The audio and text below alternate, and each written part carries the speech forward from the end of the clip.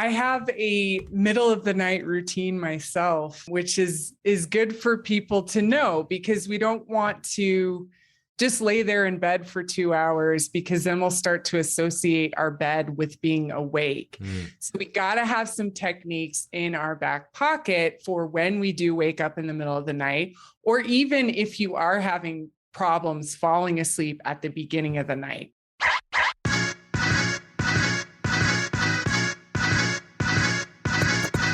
Hello and welcome to the Physical Preparation Podcast. I'm your host, Mike Robertson, and I'll be joined on the line later today by sleep expert, Dr. Amy Bender. Now, before we jump into this week's episode, I want to give you a quick recap of the weeks that were. Lots going on, and obviously I've kind of rushed through this the past couple of weeks, and I feel like for good reason. We'll talk about that in just a few minutes, but lots going on, and I want to get you up to speed on what's new around here. So, with that being said, coaching is essentially a wrap, at least for the foreseeable future. All of my guys, gals, collegiate, high school, professional, they are all off where they need to be. So a little bit bittersweet. I'm not going to lie, I kind of thrived in the chaos because I just love having people around. I love having my athletes around. They're very much like my family. So, the last year and a half where I have people around for extended periods, or I get these times where I wouldn't normally have them and I've got them in. It's a little weird not having a lot of people around right now. I got Jacob, my race car driver, and that's about it. But, excited for all of them to be where they need to be. Hopefully they're going to go and thrive in their upcoming seasons. So coaching is basically got a bow on it for right now, and it's going to give me some time to knock out some other things that, quite frankly, need to be focused on right now. So coaching is done. Training myself is going exceedingly well. Just got a new program from my guy, Mike Camperini. Really enjoying working with him. He's a very sharp young man. Perhaps most importantly in all this, it's not just that he's smart. It's one program I don't have to write. And as a coach, a lot of times you joke around that your program is the last one to get written. Well, that is definitely true in my case. So it's nice to have somebody else where I am more of the priority. I don't have to think about it. I don't have to program exercises for myself that I don't like. And if there's something I don't like, I can just blame it on him. So that's going well. Kids soccer season is going well. Cade's team is okay. It's a first, second grade boys team, and they are a squirrely little bunch. But it's been fun because even through all that, I can see some growth and improvement in a lot of them. So I'm enjoying that. The girls have definitely grown quite a bit over the course of the year. Really fun to watch Kendall get better and better. She's really applied herself, I feel like, since early summer when she did a little bit of work with Megs in the gym, to start getting a little bit more serious about it. Not like over the top crazy serious, but putting a little bit more effort, just showing a little bit more dedication. So it's been fun because she's gotten a lot better. Actually scored last week, had 2 goals in one game. And, I can't remember, honestly, the last time that girl scored in a game, and she scored twice in one. So very excited for her. And then that was kind of culminated in the fact that yesterday, her and I took a little road trip to IU, got to see Megs, got to see my boy, Danny O'Rourke, got to watch a girls' soccer game. So she really enjoyed that. Honestly, I don't know what she enjoyed more. If she just enjoyed like the one-on-one time and the road trip aspect of it, or if she enjoyed the game, but just a really fun day getting to hang out with her. She got to watch the boys team train a little bit. She got to watch the girls team play, got to listen to her favorite music in the car. So just all in all, a really fun day with her. And then last but not least, I think a little transparency is in order here, because one of my big things is being real about like what's going on, what social media is really all about, and, constantly like flashing this highlight reel. So, man, in the interest of kind of sharing why I've been a little bit more abrupt or a little bit rushed with these intros lately is, man, there's just been a lot going on, a lot weighing on my conscience. The move is obviously right around the corner. And it's not just us, right? We're going into a brand new space that's getting built out. We're moving in, which is akin to like moving in with a friend or a loved one. Like that's just like this new weird experience. So we've got the move going on and all of those little pieces that go into that. About 2 weeks ago, our afternoon coach, Eric Huddleston, found out he was getting hired by the Indiana Pacers. So if you're keeping tabs here, I think that's our last 5 coaches have been hired by either Google, Google Exos, Atlanta Hawks, the Indiana Pacers, and a very high-level baseball training facility out of Atlanta. So we're not losing trainers to like Lifetime Fitness down the road. So it's going to be weird not having E around. He is one of the most pure coaches that I have worked with, in the sense that, I mean, he interned with me, spent a lot of time with me, then went to Texas Tech, went to IU, but then spent an entire summer with me in the trenches when we were getting the basketball program off the ground. Has now been at IFAST for 3 more years. So, it's hard. Losing a coach, losing a friend, trying to replace someone. I think most people that own a gym would tell you that the hardest part of owning and operating a gym is managing people. Like the finances and the marketing and the selling, like those can be difficult. And sometimes the training and keeping up with that can be challenging. But man, the hardest part is just managing and getting the right people in place. So I've had that. And then last week I got just really kind of devastating news. If you followed my workouts over the summer and the guys that I've been working with, Ed Sumner has put in just an incredible amount of work, just really bought into taking care of his body, was in a great position to not only contribute, but to play good minutes for the team, and went out and was in a scrimmage and tore his Achilles. So, I mean, that was really kind of like the nail in the coffin last week. I just didn't know what to say, still processing it. It was very fresh. I mean, Ed and I have a very strong relationship. You guys can tell. I mean, you have listened to me for hopefully at least a couple episodes now, if not a couple years, or followed my work. And I mean, my athletes are like my family. I've got my real family, Jess and Kate and Kendall, Finster. I've got my regular family, but then my athletes are very much like my family. So to hear that when he hit me up, it was just very hard for me to process. So, lots going on here. And again, I don't tell you this to seek sympathy. It is what it is. But I tell you that because I feel like transparency is important. And as a coach, we revel in our athletes' wins. And, sometimes it's not always puppies and balloons. Sometimes you take some L's, and, that in particular was a big loss, because I felt like we'd done everything in our power to take care of that guy, to make sure he was in great shape. And for something fluky like that to happen was really hard. So that is what's going on. Like I said, everybody has bad days. I'm incredibly grateful for where I'm at. I know Ed's going to come out of this stronger than ever. I know we're going to get through this move, and we're going to find a great coach. But yeah, sometimes things aren't perfect, and I want you to know that. So if you're ever struggling, or you ever know like, oh man, like this would never happen to Mike or Bill or Eric Cressy or whatever, like things happen to us too. And just know that it's part of the process. So with that being said, I'm going to shut up now. We're going to take a quick break, and then we're going to jump into this awesome episode with Dr. Amy Bender. One thing Bill Hartman and I have talked about for years now is the power of mentorship. Early on, I didn't have a mentor to shape or guide me, or most importantly, help me find the blind spots in my own training and coaching.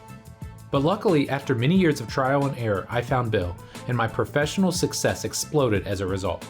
But the downside to the mentorship process, at least professionally, is that it can be pricey. For private mentees that I work with, it costs anywhere from $3.99 to $5.99 per month to work together. And while I know the results go far beyond that price, the fact of the matter is that just won't work for a lot of folks. So when Bill and I sat down a while back, we asked ourselves a really tough question. How can we help shape the future of the industry and truly make it great? And beyond that, how can we create amazing content yet make it affordable to virtually every trainer or coach out there? And the answer for us was simple: restart IFAST University. Here's what you'll get when you become a member of IFAST University. One update each month from myself and Bill. This could cover anything from improving exercise technique to writing better programs and everything in between. Twice per month Q&As, where Bill and I will personally answer your questions to help you become better at training, coaching, or even running your fitness business.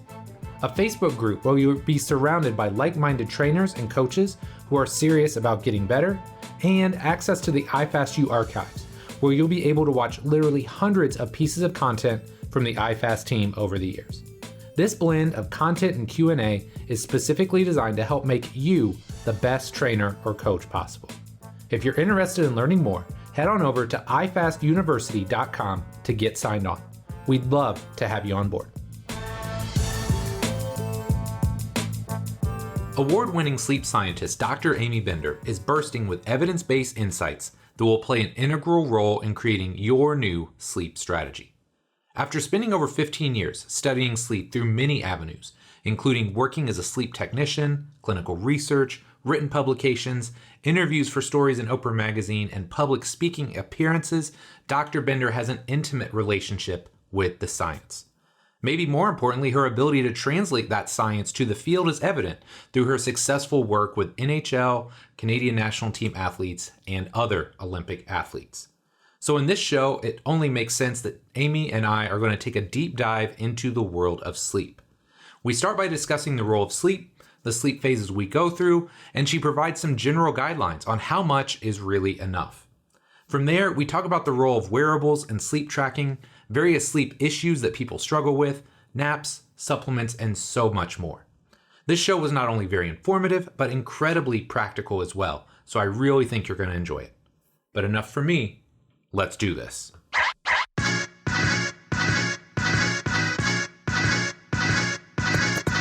Amy, thanks so much for coming on the show here today. Really excited to chat with you. Could you start by just telling us a little bit about yourself? Sure. I am Director of Clinical Sleep Science at Cerebra, which is a sleep health technology company. We're a startup. I've been in the sleep field for 15 years, and I work a lot with athletes. I was a former athlete myself.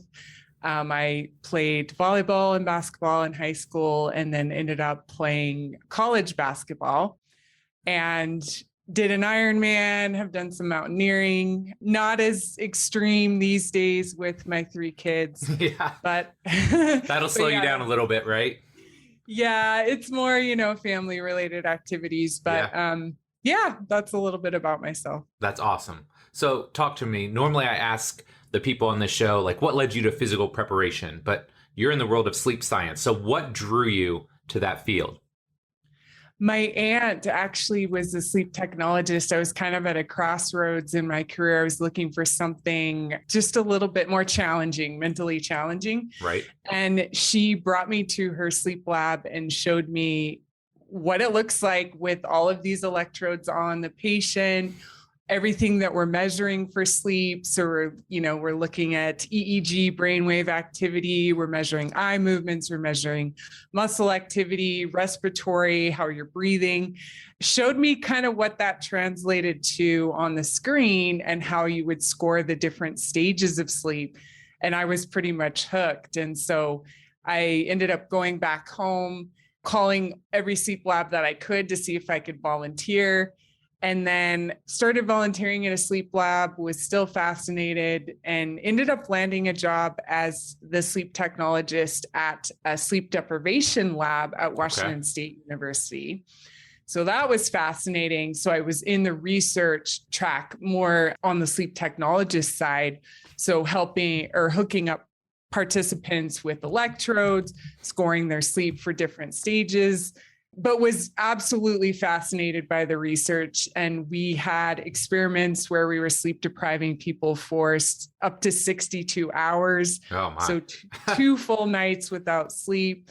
And it was just very interesting to me. And so I ended up getting my master's and Ph.D. in experimental psychology, focusing on sleep EEG, which led me to a postdoc in Calgary, working with Canadian Olympic team athletes and optimizing their sleep, which then led me to being a scientist at a counseling center, which was amazing. Like, I wanted to apply sleep interventions for better mental health. And then that led me to my current role at Cerebra as the Director of Clinical Sleep Science, where we're looking at really helping people sleep better, people with sleeping disorders, but also the general population as well. That's awesome. That's awesome. And you kind of answered my question, because I always like to get people's journey and their path along the way. So you kind of filled me in there, but man, I want to dive in because I have so many questions for you. I know I sent these to you, and these are just the questions I've kind of scripted. I'm sure there's going to be follow-ups in there, but what I'd love to do is just start with some very general education. And this is kind of a 2-parter right off the bat. Number 1, why is sleep so important for our bodies? And then what are some general recommendations you give people with regards to how much sleep is necessary on a daily or maybe a weekly basis? Mm-hmm. Well, we know sleep takes up about a third of our lives, so if you're living to age 90, we're talking about 30 years. And so it's something you should be paying attention to. I think that's an important element. If sleep does not serve an absolute vital function, then it's the biggest evolutionary mistake that has been ever made. That was by Dr. Alan Rechtshafen. So a lot is going on. It's important. We haven't evolved to not need sleep. We're still talking about 7 to 9 hours for an adult, even more if you're younger, more like 8 to 10 if you're an adolescent. And we do think athletes need even more because of the physical and mental demands on the body. There are important things going on. So number one, the glymphatic system is active during sleep. And what that means is neurons in our brain actually shrink in order to allow the glymphatic system to clean up some of these toxins that have accrued across the day. So that's a really important element. Is our brain is like a dishwasher during sleep. It's cleaning out a lot of those buildup and toxins that are occurring. As far as like physical effects of sleep, we know hormones are optimized during sleep. So we have a reduction in stress hormones with sleep extension. We have an increase in testosterone, for example, with sleep extension. And the opposite is true when you're sleep restricted, is you're not capitalizing on a lot of these hormones that are occurring during sleep. And it also relates to appetite hormones as well. So if you're trying to lose weight and you're not optimizing your sleep, you're, let's say, restricting your sleep, getting up early to exercise a bunch, and you're only getting 5-6 hours of sleep, those appetite hormones are impacted. So we have less leptin, that feeling of being full when we are sleep deprived. We have more ghrelin, the feeling of being hungry. This leads to more hunger during more cravings, so a lot is going on. And we typically see with poor sleep or not enough sleep, we see a lot of health impacts such as higher risk for cardiovascular disease, diabetes, Alzheimer's, et cetera. That's cool. So one of the things when you're talking about athletes, because obviously that's a population I'm passionate about as well. I read this article years ago. It was probably 2 or 3 years ago now, and it was probably more relevant then. But Roger Federer was talking about one of the keys to his longevity. And he said, that person was interviewing him and said, well, what do you feel like has changed? And he said, it's hard because he has 4 kids. I think he's got 2 sets of twins, but he said, I've made it a commitment to sleep 9 hours a night. And so I think that was a new thing for him, but he was just raving about how, like, literally, this is one of the few things that I've changed other than maybe managing my body a little bit differently. But that's one of the biggest things he felt like was impacting his success later on in his career. Absolutely. I actually present a slide with athletes along the x-axis. We have a number of athletes and then the amount of sleep that they're getting on the vertical axis. And Roger Federer is one of those people that I present. And in that particular graph, I think it was even 11 to 12 hours that he was reporting to get. Interestingly, too, when he traveled to important events, he would bring his family along, but he had the luxury of staying in a totally separate house. Yes. So that I believe he has twins too. So I think, so he was very, very protective of that sleep opportunity and recovery, when it came to prioritizing that. Yeah, no, I love it. So when you're evaluating someone, like we have diagnostics that we do in the performance side, how do you evaluate someone's sleep? And kind of along with that, what tools are available maybe on the consumer side, as well as maybe higher end options if somebody is really struggling or really wants to dive in and better understand the quality of their sleep? The gold standard that we use is polysomnography. So it's what I was talking about previously at measuring the brainwave activity, the muscle activity, the eyes, the chin activity, the respiratory, et cetera.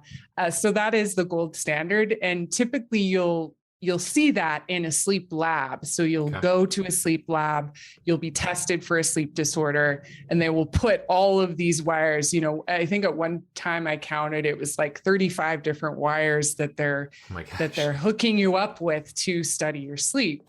One of the cool things about Cerebra is actually we have this technology to be used in the home. And so typically we'll see a first night effect. So if you're sleeping in a new environment, your sleep is not the same as if you were sleeping in your own home environment. So I'm really excited about this technology that we have, is the capability to measure sleep with polysomnography in the home and make it self-applied. So the patient themselves can apply it watching videos and just make it very simple, but still be able to collect that important information like the brain waves that are occurring during sleep. From that point below, we also have home sleep apnea tests, for example, which is just not really measuring sleep at all. It's just measuring your breathing activity and your oxygen saturation. So that would be specifically for a case of someone who's high probability of having sleep apnea, where you stop breathing during the middle of the night. And then from there, it kind of goes to the wearable devices, the consumer devices. So a lot of times there's a lot of actigraphy where we're looking at movement during the night. You're wearing a wristwatch device. We also have, like Oura Ring. There's the Whoop, which is more of the wrist device. And those are kind of proxies of sleep. They aren't really measuring sleep directly.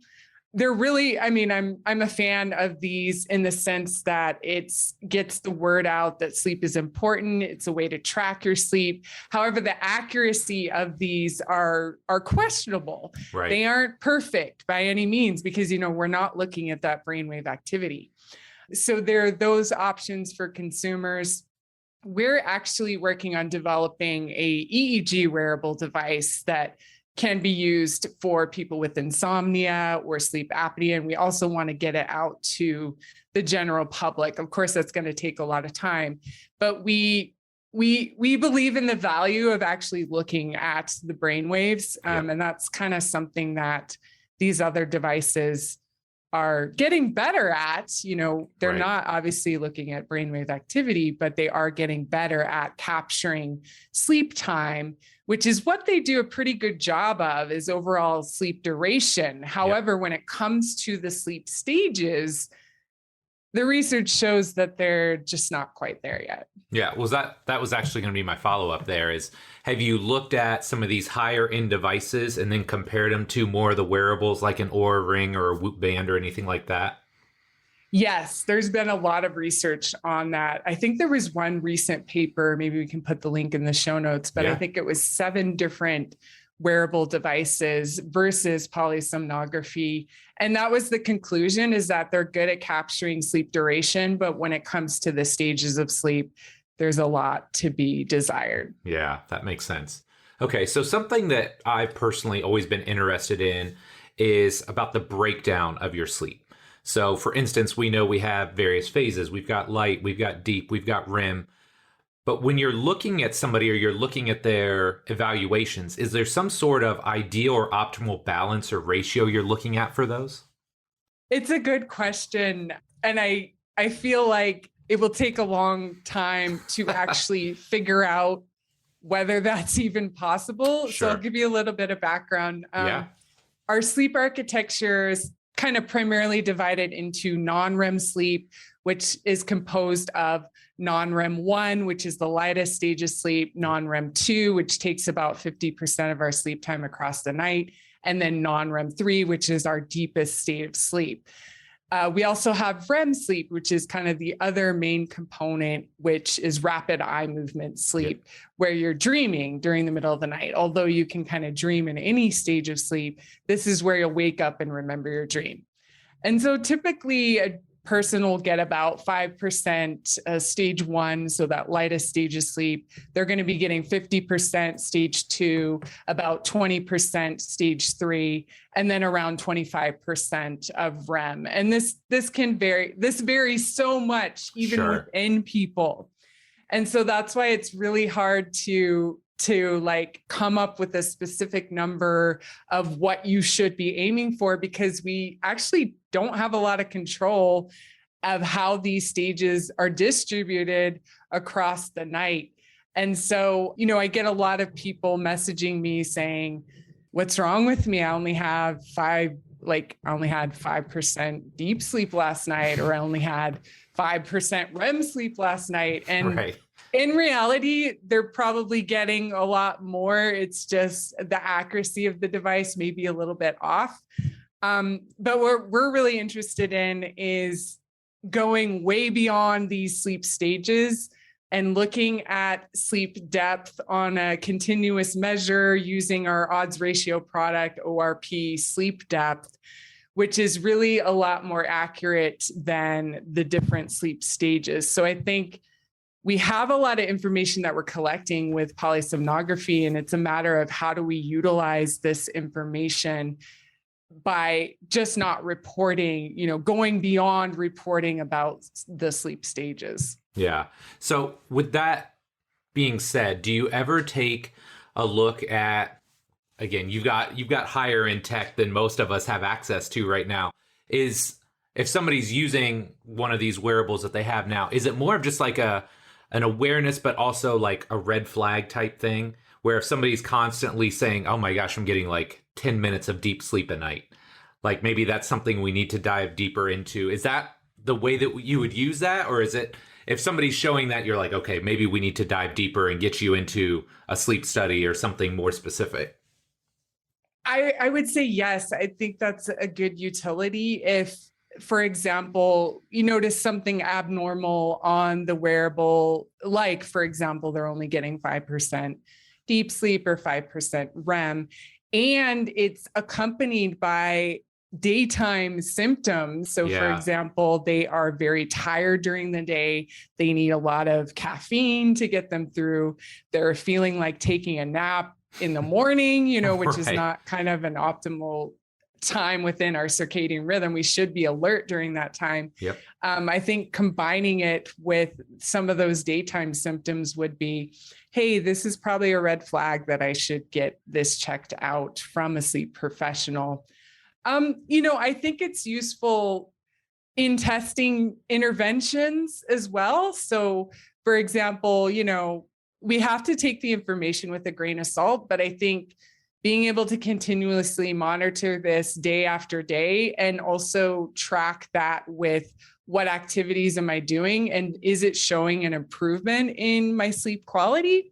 I think that's also a good use of it as well. Just not taking the numbers as absolute truth and fact, but are there interventions or things I'm doing during the day that are showing, based on these trends, that yes, looks like when I don't drink alcohol before bedtime is a good thing for my overall sleep quality. Yeah, I like that a lot. And like you said, even if you're using something lower end as a proxy, it can start to make you more aware and help you start to better understand like the lifestyle things that are either positively or negatively impacting your sleep, right? Absolutely. I mean, if we take, like, I've been working with an MBA team, and that was pretty much what they were saying, is that these wearables are really starting the conversation about sleep. They are helping us track sleep, helping us to prioritize sleep. That is the benefit of these devices, is to increase awareness, to potentially use it as what interventions may be helping improve my sleep.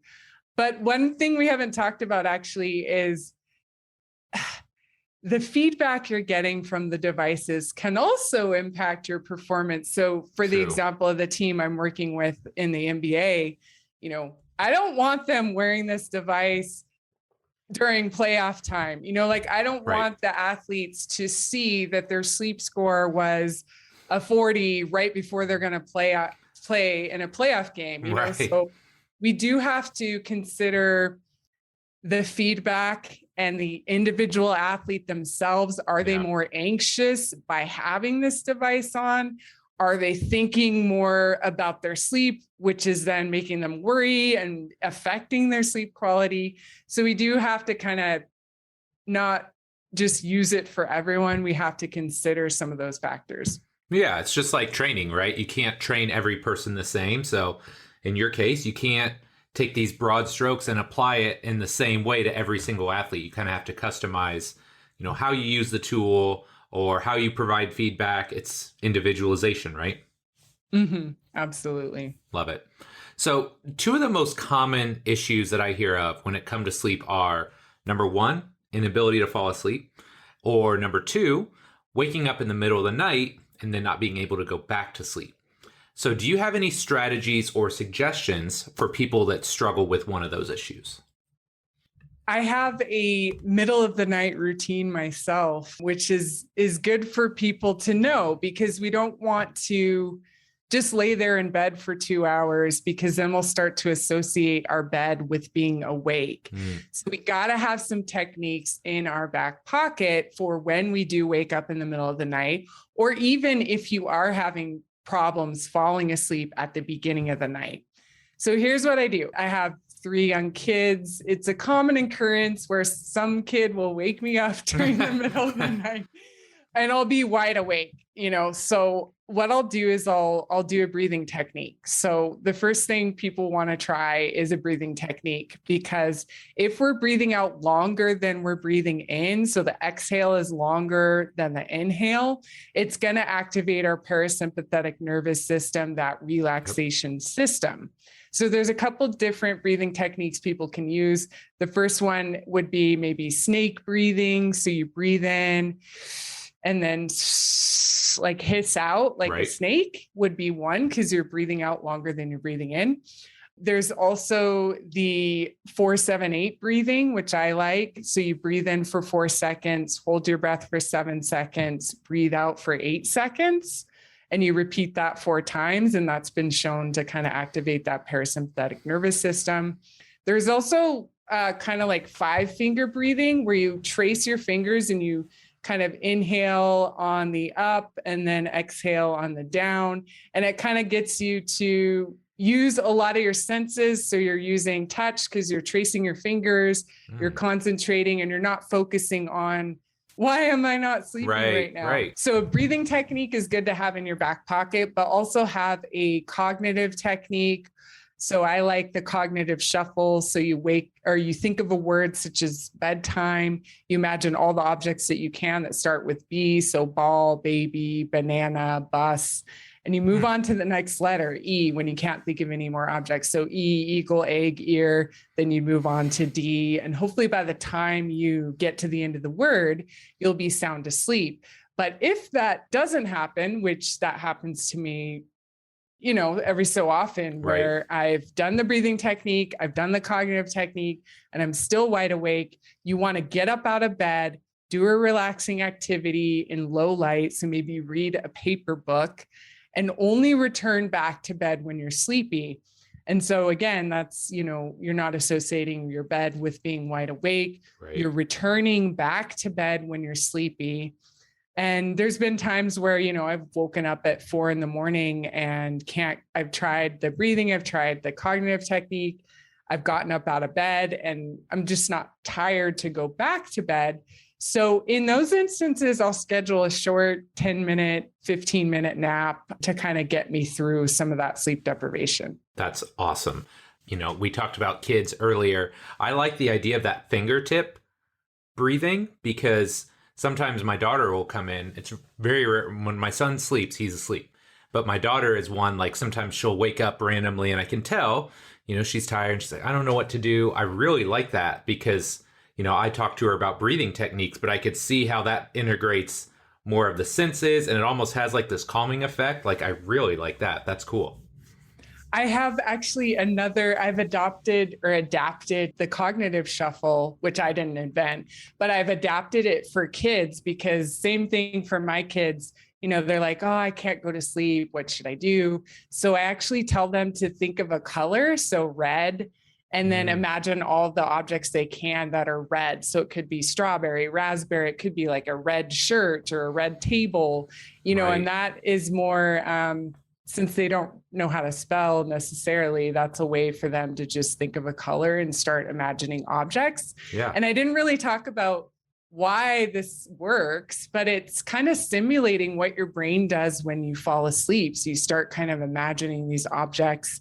So that's an element to this. And the other element is you're focused on something else other than being pissed off about being awake. Right. I love it. I love it. So what about the person that just can't fall asleep, right? They've done sleep hygiene. They've turned the screens off. They've stopped drinking caffeine at 9 a.m. It's 11 o'clock, 12 o'clock. They can't fall asleep. What do you do for people like that?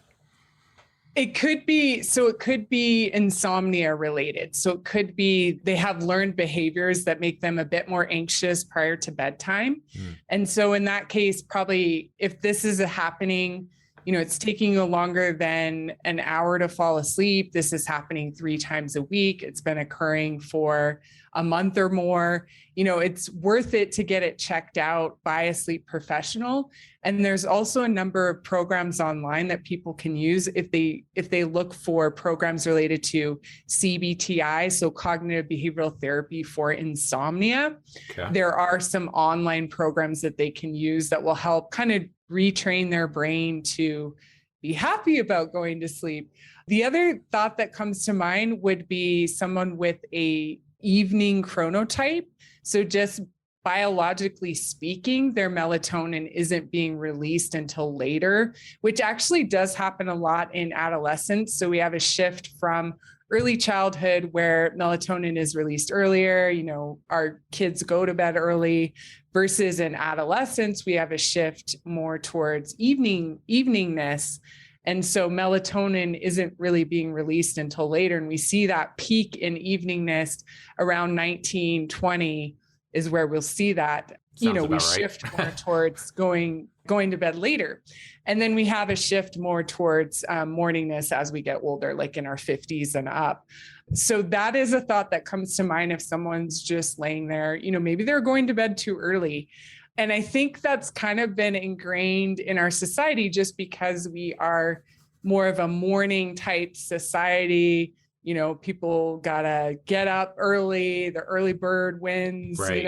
But it could be that these individuals, their melatonin isn't being released until later, so that if they did go to bed later, they wouldn't be having this insomnia, which there are things we can do to adjust to an earlier time as well. So getting light in the morning is going to help shift our circadian rhythms earlier. Yep. Blocking light at night with potentially blue light blocking glasses, and potentially using melatonin, like a really small 0.5 milligrams of melatonin, will help shift those individuals to a more normal sleep schedule. Got it. So you talked about chronotypes, and this is something that I'm legitimately fascinated by because I had a friend in college.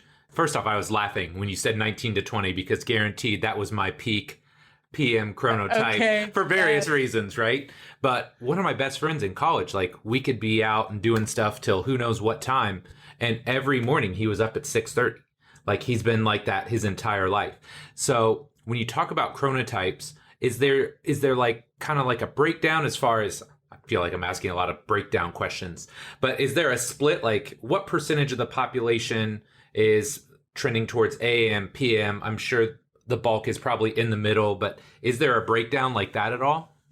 Yes, there is. So about 15% are early birds, 15% are night owls, and then the rest kind of fall in between, 70%. Gotcha. Okay. So another thing you mentioned was naps. And maybe it's just me. I've always been a big proponent of naps, but I also feel like sometimes these days they're getting a bad rap. And maybe it's a societal thing, like early bird gets the worm, no rest, team no sleep, all that stuff. What are your thoughts on naps? Are they helpful, harmful, somewhere in between? I am a huge proponent of naps. I actually recently posted something on my social media about this study that came out, which the media was running away with, and naps don't work. They don't help your performance. That was kind of the conclusion of this study. And when you look at the details, they're trying to replace nighttime sleep with a 30-minute nap or a 60-minute nap. And they conclude that this doesn't help your performance during the day. Well, number one, naps are usually considered daytime sleep. Right. And number two, you can't substitute a 30 or 60-minute nap for a full night of sleep. So of course, 60 minutes of sleep is not enough to help your performance during the day, so Right. they do get a bad rap, but I'm a huge proponent of naps. I think they're amazing for athletes. And in our research, we found that only about 20% of athletes are napping, 2 or more times per week, and the rest are not really napping at all. So this is a way, I think, as an athlete, especially if you're a swimmer, for example, and you have to get up early for training, we want to use a longer afternoon nap to supplement some of that nighttime sleep that was lost. So that's one situation where you could use a nap to kind of, because offset. A lot of times, offset, and you can't go to bed early enough. You can't go to bed, like just fall asleep at 8 p.m. Right. to get the amount of sleep that you would need to then wake up at, 4:30 or 5 a.m. Right. So a way to supplement some of that lost nighttime sleep, but also a way to boost performance, alertness.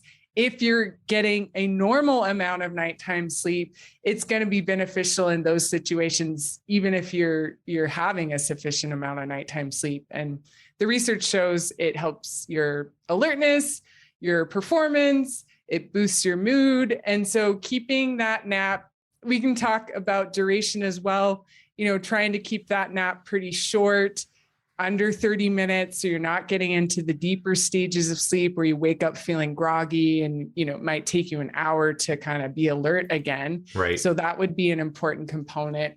For those taking longer naps, you want to set maybe an emergency alarm, but you want to try and wake up naturally from that longer nap. So around 90 minutes, that kind of completed sleep cycle. Yep. Try and wake up naturally, which will then make you more alert than if you were to kind of set your alarm and wake up in a deep state of sleep. Yeah, no, that's awesome. Because I feel like you talked about the NBA, and I have a lot of basketball players that I work with. It's kind of ingrained in their culture, right? Is like that PM, like afternoon nap, especially on a game day, because they have to go and play at 7, 8 o'clock at night.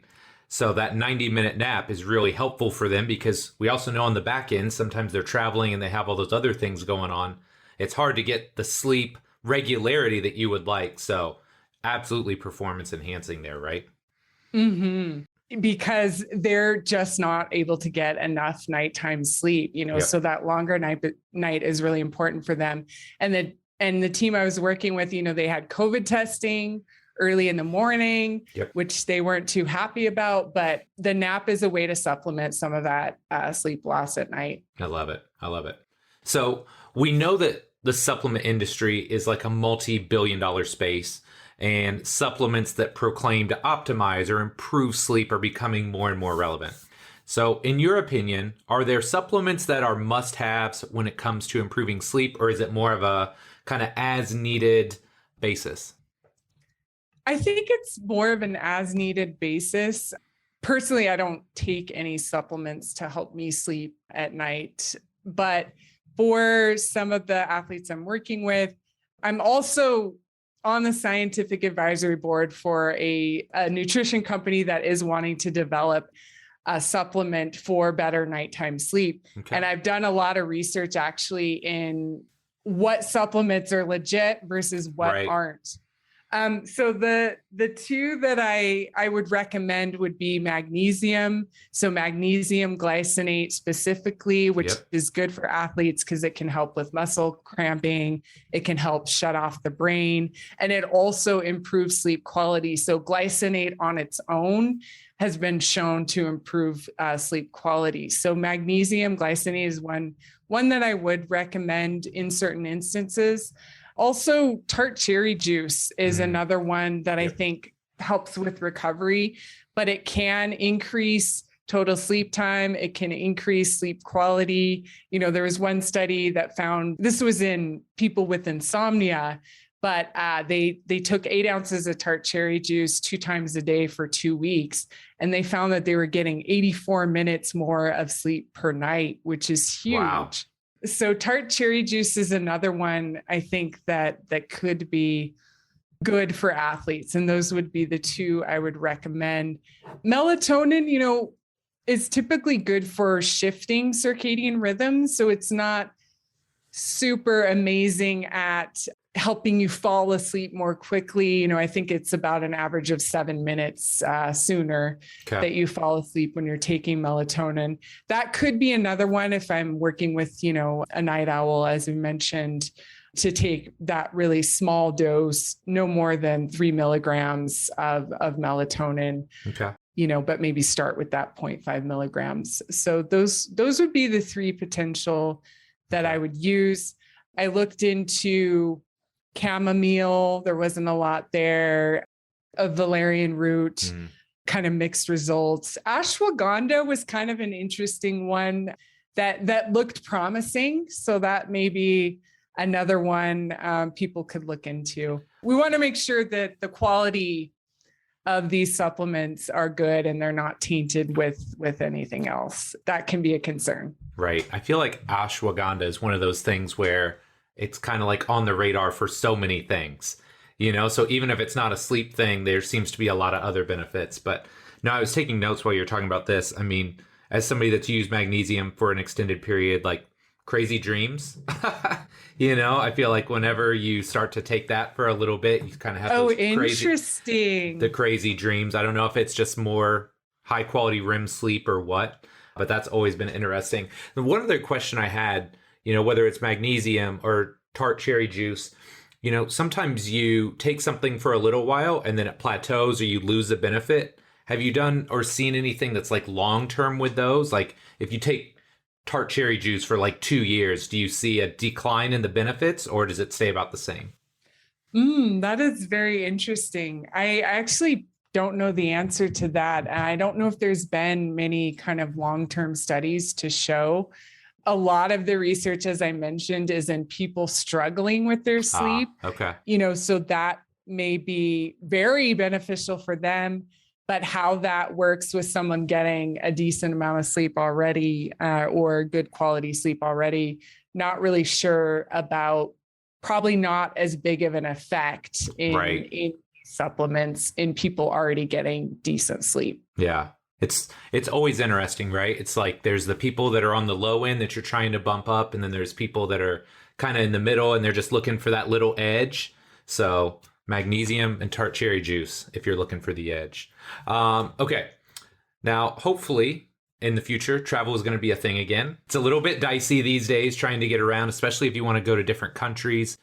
But we all know if you've traveled at any period of time, especially if you travel across multiple time zones, jet lag is a real thing.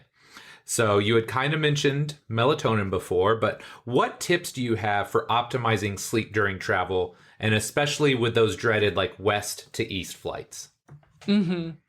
Well, number one, unrelated to jet lag, we do need to worry about the sleep environment at a new location. And so there's a couple things you could bring. And I posted a video on my Instagram about this when I was recently at a hotel in Winnipeg, where the company is based. So there's a couple things you could bring. Number one would be black electrical tape that you can tape over any of these light sources. For example, the smoke detector, the TV light, the microwave light, like all of these lights add up across the night. And so we want a dark cave-like environment. So bringing black electrical tape, bringing some binder clips, which can then clip the curtains together, because there's always that kind of dreaded gap in in the hotel environment. Having potentially blue light blocking glasses to help, the research shows that that's good at preserving some of that melatonin. Having an eye mask, keeping your sleep environment cool, having earplugs, all of these things are important when you're in this new environment and it'll help you sleep better. Now, when it comes to jet lag, this is kind of a mismatch between your internal biology and the time zone that you're in. And so if we're talking about jet lag, the last time I traveled actually was right before the shutdown, and I went to the Netherlands. I was going to give a talk in the Netherlands, and the conference ended up getting canceled, but I went anyway. And so there were a few things that I did to prepare for that trip. I'm based in Canada, so I was traveling east. Yep. And so when you're traveling east, you do want to do things earlier. So you want to wake up earlier. You want to try and go to bed earlier. And we're talking in 3 to 4 days prior to departure to start kind of adjusting your clock ahead of time. And so I was waking up early. I was actually exercising very early, which can also advance your circadian rhythm. And so there was I was part of a gym. So I signed up for a 5:30 a.m. class, Right. which I would never, ever do normally. But because I was traveling east, exercise early in the morning, getting bright light early in the morning, and then blocking that light at night, going to bed early, those types of things will be beneficial. Even having caffeine early in the morning will help adjust your circadian rhythm earlier. I didn't take melatonin, but I could have taken melatonin as well a couple hours before the bedtime. And prior to departure, I would try and adjust my schedule in hours. So 3 days prior to departure, if I normally woke up at 6, I would try and wake up at 5. I would try and wake up at 4 and then 3 right before departure day. The other flight time is important here as well. So if I'm traveling east, I probably want to take an earlier flight. If I'm traveling west, I do not want to take an earlier flight because then I'm doing the opposite of what I need to do. Right. And I know, so sometimes there is flexibility in flight times. A lot of times you can't really deal with that, but that is something to consider as well. And then, the opposite is true, like on the return trip. So as a part of this trip, I was in Spain right before. It was like I was in Spain, and then the next day I think I was going to depart home. So it was perfect for me because they eat dinner later, they stay out later. And so I did the opposite. So I was trying to stay up later. Yep. I was trying to get light in the evening. I was trying to block light in the morning, and try and do the opposite. Even adjusting your meal times as well is going to help your jet lag symptoms in the end. So making those adjustments, if you're traveling east, to do things earlier, if you're traveling west, to delay, is going to be beneficial for people. Yeah, I've always found, and I'm sure most people are like this, but traveling west has never been very hard. But anytime I've gone to Europe, and part of that is due to the fact that when I go, I have to go and work or lecture or whatever. So I've really tried to refine that process so that I'm not a total zombie on the first or second day that I'm there, Yes. And the reason it's easier traveling west is because our circadian rhythms are typically longer than 24 hours. And so we would naturally be inclined to go to bed later. And it's that sunlight that helps regulate our circadian rhythms. That light in the morning kind of brings us back to a normal 24-hour schedule. But if we were to be in a cave, we would be going to bed later and later and later each day because the majority of us have circadian rhythms longer than 24 hours. Very cool. I did not know that. Cool. Okay. So big question time. If you could alter the space-time continuum and give young Amy Bender one piece of advice, what would it be? I would say one of the things I'm currently learning is how to say no. Yes. To kind of go with your gut. Like, does this make sense for me? To not necessarily take on, kind of prioritize, and is this an essential thing for me, or is it more distracting? So I would say going with your gut and saying more no often would be a good piece of advice. If I could pick a number 2, I would say if you have kids, get a king size bed. Yes. Because it took me like 7 years before I got a king size bed. My oldest is now 9 and my youngest is 4. And that is a good piece of advice for my younger self, would have been to get a king size bed way earlier on. Yes. Yes. I feel like that's one of the consistent themes I've gotten from the various sleep experts and books and courses that I've taken over the years is king size bed. Right. So you almost have your own defined space because, when my wife and I first met, we were literally sleeping in a twin bed. So not a lot of personal space there, you're trying to like get some sleep, doesn't work. So, okay. Last but not least, we've got our lightning round. So 5 fairly short questions. Your answer can be as long or short as you like. Okay. Okay. Number 1, normally I ask, what is your career highlight as a coach? So a little bit different angle here, but do you have a career highlight so far as a sleep practitioner or scientist? I would say recently our team won the ASM Sleep Disruptors Change Agents contest. So the American Academy of Sleep Medicine, which is a huge deal. Right. They put out this contest for teams to come together and really try and change the way we diagnose and treat obstructive sleep apnea. So I was kind of the team leader of this group. We had 6 people all across the world, basically.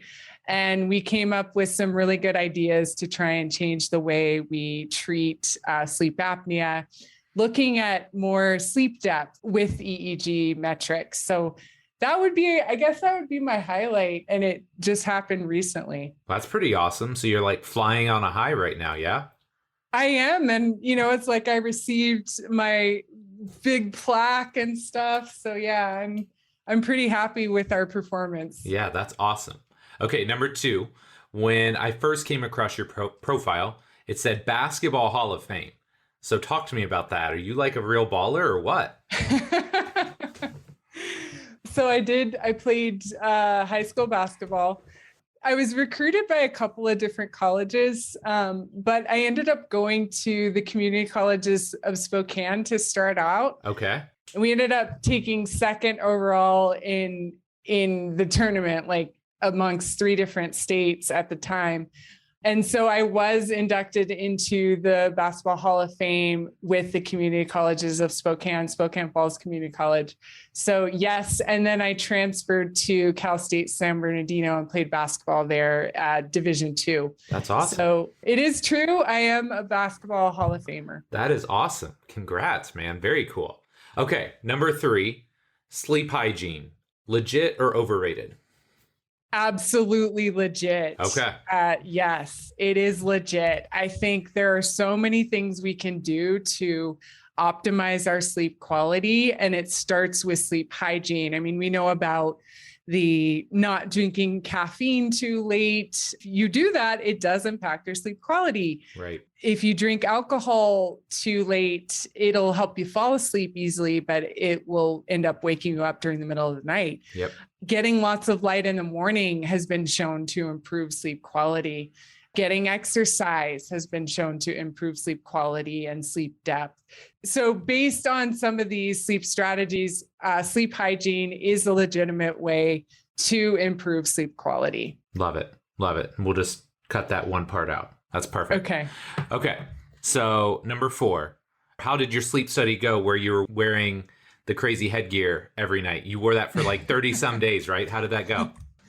I did. I wore it for 31 days in a row. This was part of a study that we're actually running where we wanted people to wear our EEG device, which is what you would get in the home. This is our technology that I was talking about previously, for 20 days out of 25 nights.